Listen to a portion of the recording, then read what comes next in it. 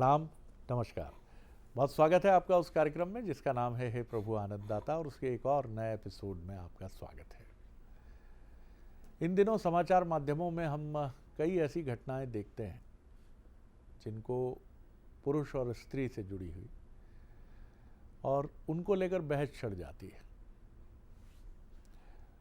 स्त्री के पक्ष के समर्थक कहते हैं कि पूरी त्रुटि पुरुषों की है, और पुरुषों की तरफ से भी अब समर्थन की आवाज़ें आती हैं कि साहब पुरुष होने की भारी कीमत चुकाता है पुरुष। दोनों पक्षों की दलीलें रहती हैं। हालांकि दार्शनिक कहते हैं कि स्त्री और पुरुष में कोई अंतर नहीं है, और अंतर क्यों होना चाहिए।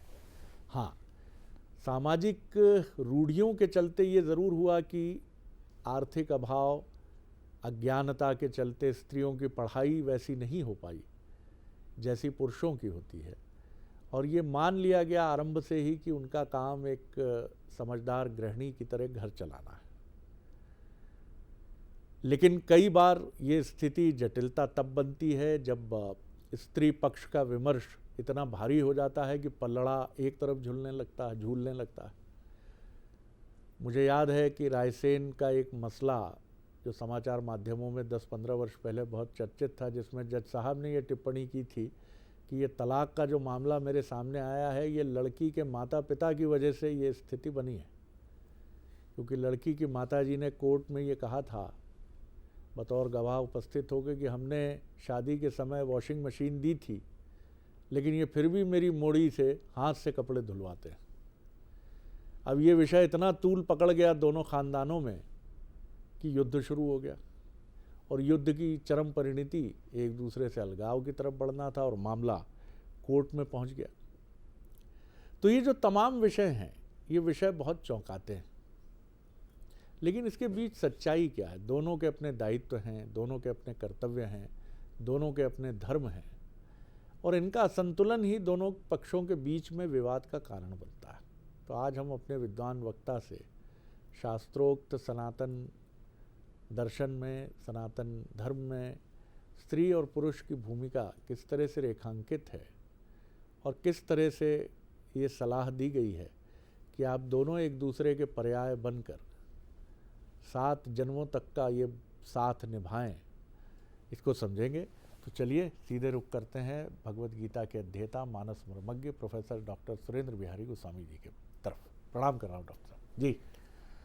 आपने बड़ी ज्वलंत समस्या पर चिंतन किया है, और सच मानिए तो मेरे अंतर मन में भी संसार में व्याप्त इस व्यथा के प्रति जो है ध्यान पहुंचता है जी। लेकिन इस व्यथा का उत्तर प्रथा नहीं है। हमारे यहाँ स्त्री पुरुष कोई प्रथा नहीं है। इस प्रकार की किसी प्रथा का कोई वर्णन हमारे यहाँ नहीं है जी। मूल रूप से समझिए, जो आप अपने प्रश्न में कह रहे थे, 2 पक्ष, जब तक 2 पक्ष हैं तब तक वो गृहस्थ नहीं है। गृहस्थ होने के बाद 2 पक्ष होते ही नहीं है। अगर आपने 2 पक्ष कर लिया है, हाँ, गृहस्थ के पूर्ण 2 पक्ष हैं। 2 पक्ष हैं, एक स्त्री है, एक पुरुष है।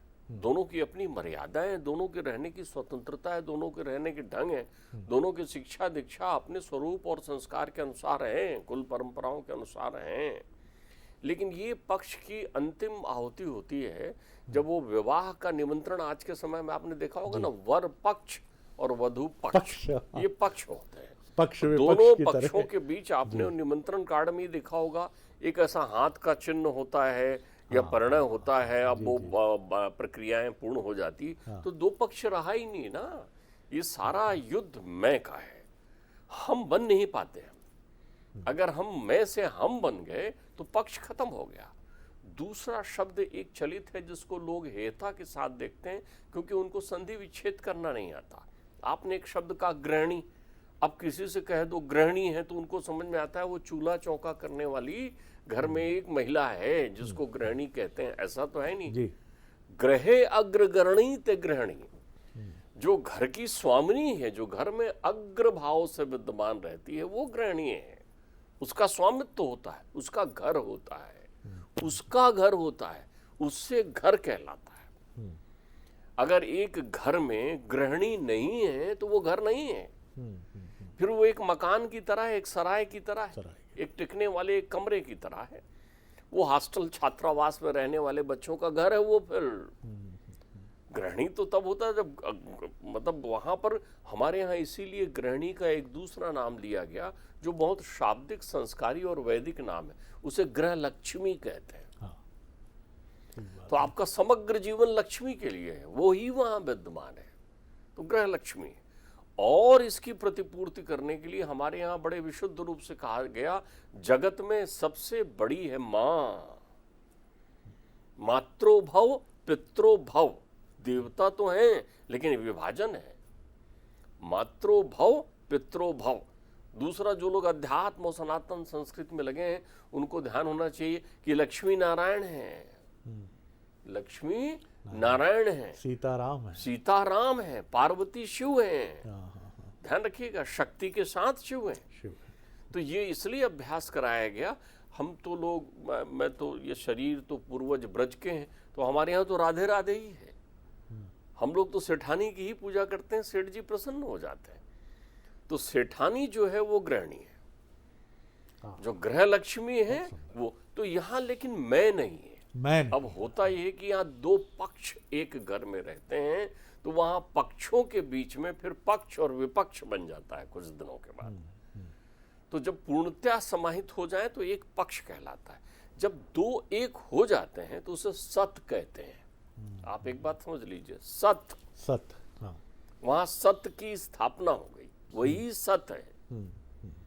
सत शाश्वत है, अनादि है, अनंत है। इसलिए ये भाव बनाए गए हैं कि 7 जन्मों तक भी, अर्थात सूर्य के रहने, सूर्य के न रहने और सूर्य के न रहने के पूर्व की स्थिति में भी आदि, अंत और मध्य सब जगह सत है, वही सत हो गया। आत्माओं का मिलन है भाई। तो हम ये विस्मृत कर देते हैं हमारे स्वार्थ में, हमारी लोलुपता में, हमारी तृष्णाओं में। दूसरी बात यह है कि विवाह में आकर्षण मन का होना चाहिए। हम तन और संपदाओं को आगे कर लेते हैं, बहुत महत्वपूर्ण। ये निरर्थक हैं हमारे यहाँ। इसलिए हमारे यहाँ किस्से कहानी बने हुए, हमारे यहाँ बताए गए हैं कि कैसे जो है वो पति की सेवा कर रही है, बीमार पति की सेवा कर रही है, विकलांग पति की सेवा कर रही है, इत्यादि इत्यादि उदाहरण इस प्रकार के दिए गए हैं। क्योंकि वहां तन महत्वपूर्ण नहीं है। आज के दौर में तन महत्वपूर्ण हो जाता है, तो तन के साथ भौतिकता घर पर आ जाती है। भौतिकता घर आने पर फिर आप पक्ष विपक्ष की स्थितियों में विद्यमान हो जाते हैं। दूसरी बात, हमारे यहाँ दहेज का कहीं वर्णन नहीं है। सनातन संस्कृति में दहेज शब्द है ही नहीं। सनातन संस्कृति में हमारे यहाँ स्त्री धन है।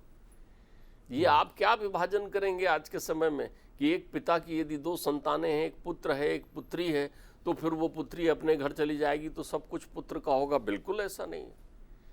हमारे यहाँ पुत्री के साथ स्त्री धन शब्द जुड़ा हुआ है। वो पिता के यहाँ का उसका अधिकार है, जो स्वेच्छा से उसका है, पिता प्रदान करे या पिता प्रदान ना करे। जो मांगा जाए वो पाप है। जो मुंह से मांगा जाए, और ये आप इतना पवित्र दान ले रहे। संसार में, त्रिलोक में सबसे बड़ा दान है कन्यादान। इससे बड़ा दान नहीं है। इसको देने वाला और लेने वाला मां भागी माना गया है, मां भागी। उससे बड़ा कोई नहीं होता। कन्यादान के समय में शरद जी 33 कोटि देवता वहां खड़े रहते हैं और बच्ची के पिता को देखकर हर्षित होते रहते हैं कि आहा, इतना बड़ा दान, इतना बड़ा दान। और लेने वाला जो है वो अपने आप को परम भाग्यशाली मानता है कि मैं ये धन ले रहा हूं, मैं अपना कुल ले रहा हूं, मैं अपना परिवार ले रहा हूं। वो कन्यादान है। इसको थोड़ा सा और समझाइएगा, क्योंकि माफ़ कीजिएगा, इसको आप जिस भी रूप में देखें और देखने वाले भी जिस रूप में देखें, स्त्री विमर्श के तथाकथित समर्थक ये कहते हैं कि कन्यादान ही क्यों, वरदान क्यों नहीं, पुरुष दान क्यों नहीं। अब आप एक बहुत अच्छी बात समझिए जी, एक बहुत सुंदर सा सिद्धांत समझिए। इस दान शब्द का हमारे यहाँ मैंने कहा ना, चरक संहिता में लिखा है कि कुंवारी कन्या का मांस लें, घी में पकाएं और खाएं तो उससे हष्ट पुष्ट बनेंगे आप।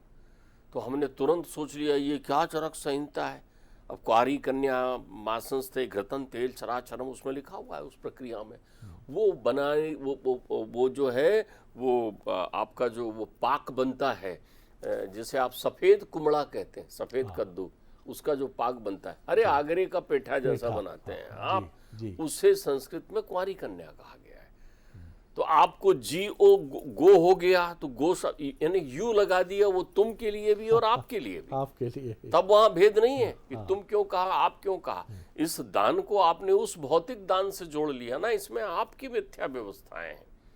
इस दान का अर्थ होता है समर्पण, परस्पर। यहां मैंने कहा ना दो पक्ष बने आप, तो आपकी समस्या हो गई ना, आप ये पक्ष बन गए। वरदान क्यों नहीं, वरदान तो नष्ट हो जाता है, कन्यादान एक आशीर्वाद की तरह है जो अमिट अनंत चलता है। का यहाँ वस्तुओं का दान नहीं हो रहा है, ये वो दान नहीं, इस दान में छुपा हुआ है दिव्यता। प्रणमामि, धन्य भाग्य हमारे नहीं आपके, आपको समर्पित कर रहे हैं। आपका कुल, वंश, परिवार, परंपरा, ये सारा सब कुछ जो है हमारे इसी पर निहित है, हम ही प्रदान कर रहे हैं आपको। अब यहाँ ये कलयुग की भावना में श्रेष्ठतम कौन, वर पक्ष की वधु पक्ष, मैंने कहा ना, जब तक मैं के खूटे बंद रही जीवन की पतवार, जिसको आप अंग्रेजी में इगोइस्टिक प्रॉब्लम कहते हैं, ये वो मिथकपूर्ण चीजें हैं, ये वो मिथकपूर्ण तत्व है जो वस्तु और व्यक्ति का भेद ही नहीं कर रही हैं। वस्तु के चुने हुए नामों को ला रही हैं और उसमें सजो कर रख रही हैं। ये वो हैं जो ताड़ना को केवल मारना समझते हैं। तो इसको इस रूप में हम समझ सकते हैं कि कन्यादान का वास्तविक अभिप्राय ये है कि ये ब्रह्मांड का अमूल्य दान है और इसकी किसी से तुलना ही संभव नहीं है। ये दान को प्रदान शब्द से जोड़ दीजिए आप। कन्या प्रदान कह देंगे तो आपको अच्छा लगेगा वो शब्द सुन करके। यहाँ जो चीजें साइलेंट हैं, जो चीजें प्रक्रियागत है, वो नहीं होता। ये एक यज्ञ का आयोजन किया आपने, एक यज्ञ का आयोजन किया, और उस यज्ञ की ये दिव्य आहुति है जो परस्पर दोनों कर रहे हैं। यहाँ एक पक्षी कोई प्रक्रिया नहीं हो रही है, पिंड दे रहे हैं आप, इसलिए उस पान के पत्ते में रखा हुआ पिंड जिसको पिता स्पर्श करके दबा कर देता है, दूसरा अपने हाथ से उसको ग्रहण करता है, वो आटे का बना हुआ पिंड, एक प्रक्रियाओं में। तो अब ये हो गया कि दो एक हो गए भाई, संधि कर रहे हैं आप दो दिव्य आत्माओं की। छोटा बड़ा थोड़ी कर रहे हैं, एक होने के बाद यदि एक छोटा एक बड़ा हो जाएगा तो संधि कहाँ हुई। ठीक बात।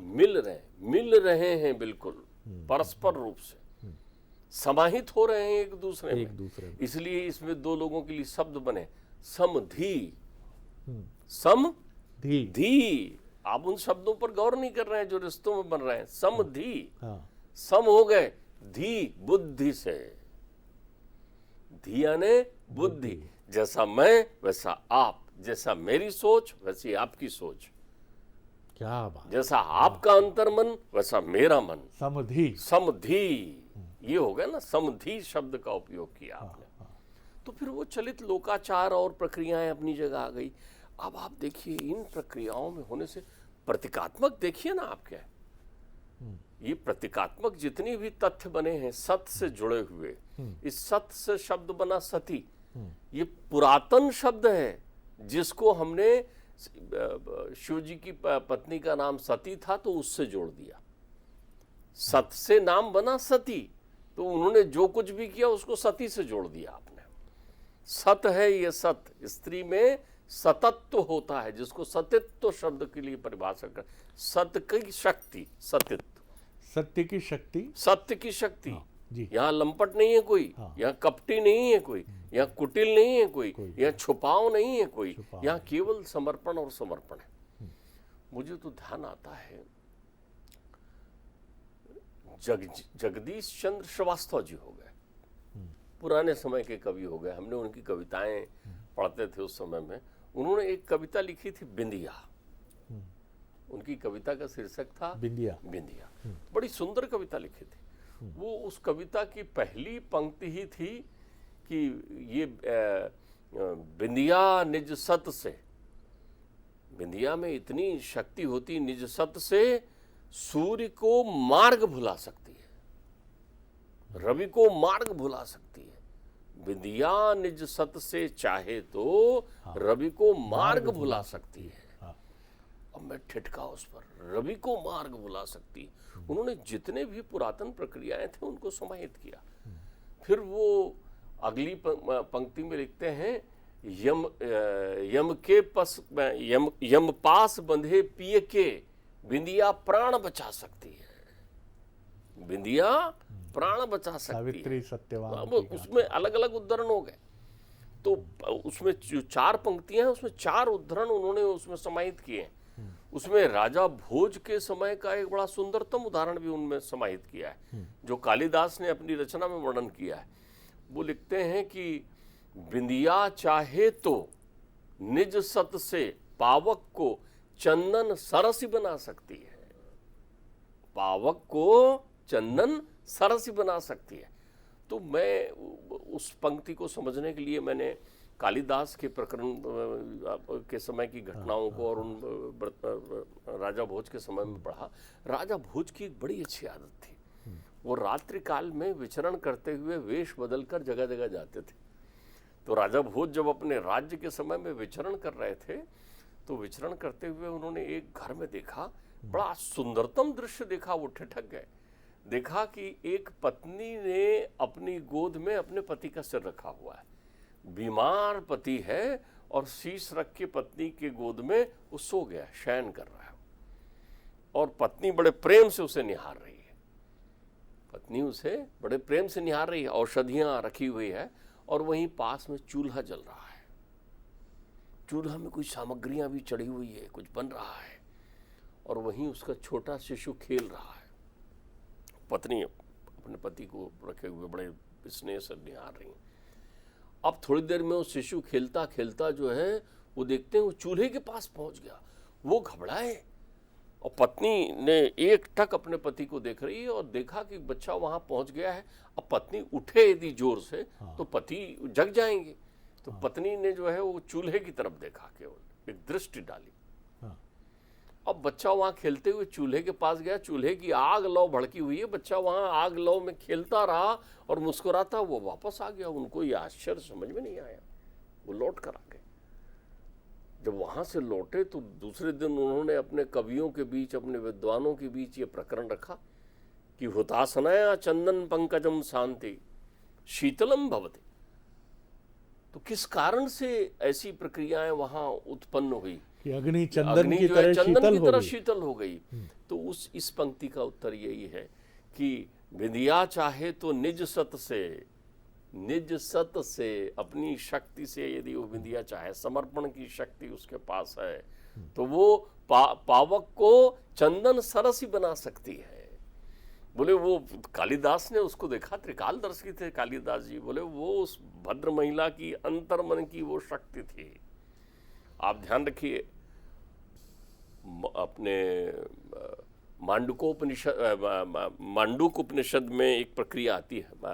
ऋषि मार्कंडेय उपनिषद में मार्कंडेय ने जो अपनी प्रक्रियाएं वर्णित की है उसमें एक बड़ा सुंदर प्रकरण आता है। मांडव ऋषि को सूली में चढ़ा दिया है राजा ने। चोरों के भय के कारण मांडव ऋषि शूली में चढ़े हुए हैं, रात भर चढ़े रहे।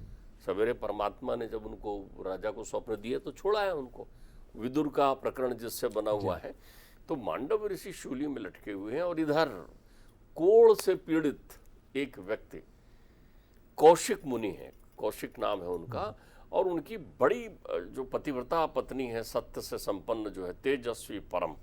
अब उनको कोढ़ हो गया। उस जमाने में कोढ़ बड़ा पाप का निशानी हुआ करता था। तमाम प्रक्रियाएं वो सेवा कर रही है पति की, तन के लिए नहीं आई है। वो कह रही घबराओ न जी, मैं हूँ, नित्य सेवा में लगी हुई है। अब पति को थोड़ा ठीक लगा और उनको खबर मिली कि गांव के चौपाल में कोई सांस्कृतिक कार्यक्रम कुछ हो रहा है। बैठे बैठे वो थक रहे हैं। उन्होंने कहा चलें का प्रिय वहाँ देखने के लिए। बोले चलो, अब चल सकते नहीं।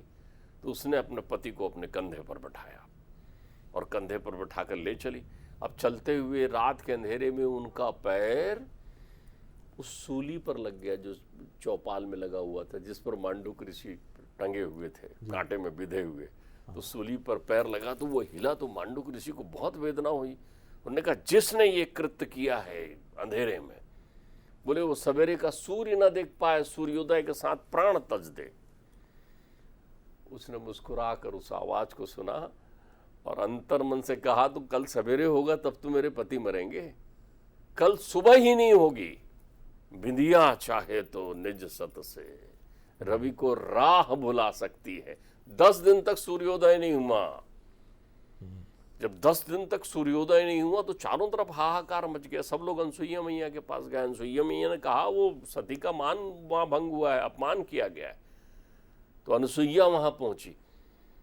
अत्रि की पत्नी महासती अनसुईया, उन्होंने कहा, बेटी तेरा सत्य तेजस्वी है, तू ये सूर्य को मुक्त कर अपने मानसिक संकल्प से और तेरे पति को कुछ नहीं होगा। उन्होंने मुक्त किया, सूर्योदय हुआ, पति के प्राण गए। अनसुईया ने प्राण दे दिए वहां पर, उनको सुचारू कर दिया। ये बिंदिया की शक्ति है। तो ये जो शक्ति बनी ये समर्पण से बनी है, ध्यान रखिएगा। यहां दोनों समर्पण है। पुरुष यदि जीवन में, आप देखिए ना शरद जी, विडंबना क्या है हमारे जीवन की। पुरुष शुरू में काम प्रधान हुआ करता है, उसके जीवन में लगता है वो चारों तरफ दौड़ता है, फिर स्थिरता कहाँ है, उसको लगता है काम ही जीवन में उपयुक्त है और काम के प्रति भी नित्य नया नूतन ऐसा उसके चिंतन में विद्यमान हो जाता है। कब तक जब प्रक्रियाएं उत्तरार्ध को प्राप्त होती हैं तो अच्छे अच्छे रूठे लोग, अरे वर्षों पहले किसी छोटी बात से अलग हो गए थे, उनसे भी जाके तो पूछो, जो दोनों अलग अलग कोनों में रह रहे हैं, जो दोनों अलग अलग जगह जीवन बिता रहे हैं, एक टीस उत्पन्न होती है, वो घटनाएं ध्यान आती है, तब प्रायश्चित के आंसू पुरुष के आंखों में बरबस बहने लगते हैं। उसको लगता है मैंने उसे मारा भी था, मैंने उसे डांटा भी था, क्या कलपता है वो। तो ध्यान रखिए, जो ग्रह की स्वामिनी है, जो ग्रह की लक्ष्मी है, वो पत्नी है। लेकिन आप गृहस्थ जीवन में तब तक प्रवेश न करिए जब तक आप मैं हैं। दो मैं मिल करके हम नहीं बन सकते, दो मैं तिरोहित होकर हम बनते हैं। और जब हम बन जाते हैं, समर्पण हो जाता है आत्मा में, तो दुख तेरा हो दुख मेरा हो, दुख की परिभाषा एक है। आंसू तेरे हो कि आंसू मेरे हो, आंसुओं की भाषा एक है। तो जब तक उनकी भाषा परिभाषाएं एक लक्ष्य को ना प्राप्त हो, जब तक वो भौतिकता और शरीर से विरक्त ना हो, जब तक वो तू छोटा कि मैं बड़ा, मैं छोटा कि मैं बड़ा, इससे विरक्त ना हो, जब तक आकर्षण उनके जीवन में आधार ना हो कि मैं सुंदर हूँ, ये सुंदर नहीं है, मैं धनपति हूँ, ये धनपति नहीं है। अरे सुख हो या दुख, तुम्हारे जीवन में एक से रस में बहता है। कोई सुंदरता नहीं होती संसार में, तुम्हारे अंतर मन और आत्मा की सुंदरता। वाह वाह, बहुत सुंदर और अद्भुत पक्ष आपने उकेरा आज पति पत्नी के बीच का, कि दो मैं मिलकर हम हो जाते हैं। और ये जो गठबंधन है, ये हम का गठबंधन पूरे दो परिवारों का है। इसीलिए समधि, कि अब सब कुछ सम है, हमारी बुद्धि एक जैसी है, हम एक जैसा सोचते हैं, कोई छोटा बड़ा नहीं कि क्या मिला क्या नहीं मिला, कौन ऊंचा कौन नीचा। और जीवन का आनंद किस में है? भेद को देखना आनंद थोड़ी है, भेद को समाप्त करने वाली दृष्टि जो ईश्वर तक ले जाती है। सारे भेद खत्म होते हैं तब कहा जाता है कि ईश्वर प्राप्त होता है। और आप ऐसे छोटे छोटे भेदों में उलझे। यहाँ स्त्री का महिमा का वर्णन जरूर है, जो डॉक्टर साहब ने एक के बाद एक उदाहरणों से कहा, लेकिन उन पतियों के बारे में भी सोचिए कि उनकी स्त्रियां उनके प्रति अगर इस सद्भाव से युक्त हैं तो वो पति कैसे होंगे, कितना प्रेम करते होंगे कि सावित्री को सत्यवान के बिना जीवन की कल्पना ही नहीं है। वो सोच ही नहीं सकती कि सुबह होगी और मेरे पति मेरे साथ नहीं होंगे। ये जीवन को अर्थवान बनाता है। मिलना तो मन से होता है, तन तो सिर्फ बहाना है। मन से मिले हैं क्या, कि देख ही रहे हैं कि ये जज की बेटी है, ये आईएएस की बेटी है, ये फला की बेटी है, ये फला का बेटा है, ये व्यापारी का बेटा है, ये धनपति का बेटा है। भेद की दृष्टि है। और ये भेद कहीं ना कहीं शादी के समय हम अपनी संतानों को भी दे देते हैं, वो चाहे लड़का हो या लड़की हो। और ये भेद उनके साथ पलता है और इसको बढ़ाने में हम मदद करते हैं जो अभिभावक होते हैं। और बाद में हम कलपते हैं बाद में हम रोते हैं कि इनका साथ लंबा नहीं चला, और वो भी जीवन भर कलपते हैं। कितना पवित्र बंधन है। बंधन शब्द से आशय वो नहीं है कि गांठ बांध के एक साथ कर देना। बंधन है एक पवित्रता का भाव। राम के बिना सीता जैसे तड़प रही थी, सीता के बिना राम तड़प रहे थे। इसका आधार क्या था? हम हैं साथ में। हम, तुम्हारे बिना मेरे अस्तित्व की कल्पना नहीं प्रिय, और प्रिय भी कह रही है कि प्रिय तुम्हारे बिना मैं अधूरी हूं।